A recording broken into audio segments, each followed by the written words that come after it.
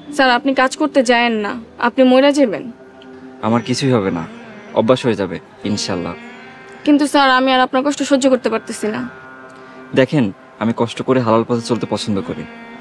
তাছাড়া আল্লাহ তাআলা আমাকে দিয়ে এই কাজ করিয়ে জীবনকে অনেক কাছ থেকে দেখার সুযোগ করে দিলেন। স্যার আমি আপনাকে অনেক পছন্দ করি। পছন্দ করেন মানে? মানে আমি আপনাকে অনেক ভালোবেসে ফেলছি। ছি ছি, এসব কি বলছেন?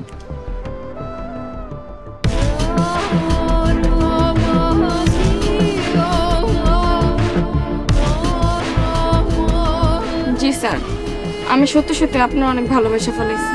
ছি ছি, এসব বলবেন না। কিন্তু স্যার আমি পারতেছি না।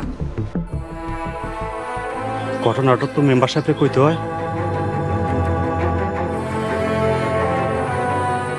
দেখেন, আমি আপনাদের বাড়িতে থাকি, আপনাদের পড়াই, নিজেও পড়ি।